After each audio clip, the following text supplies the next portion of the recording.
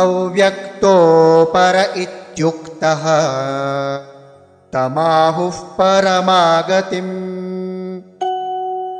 यं प्राप्य न निवर्तन्ते तद्धाम परमं मम।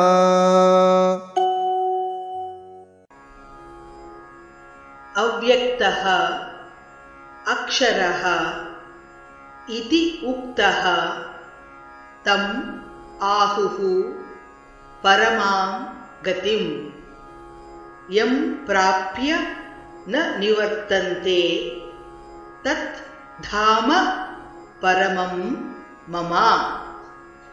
अव्यक्तोऽक्षर इत्युक्तः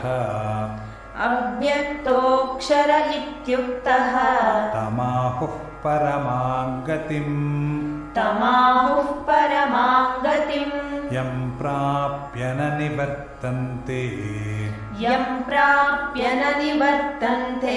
तद्धाम परमं मम। अव्यक्तोऽक्षर इत्युक्तस्तमाहुः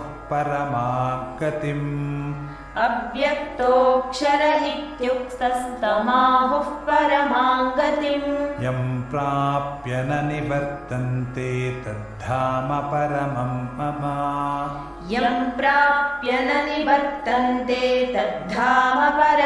मम।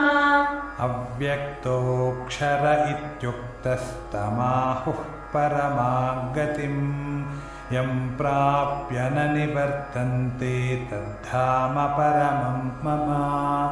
अव्यक्तोऽक्षर इत्युक्तस्तमाहुः परमां गतिम् यं प्राप्य न निवर्तन्ते तद्धाम परमं मम।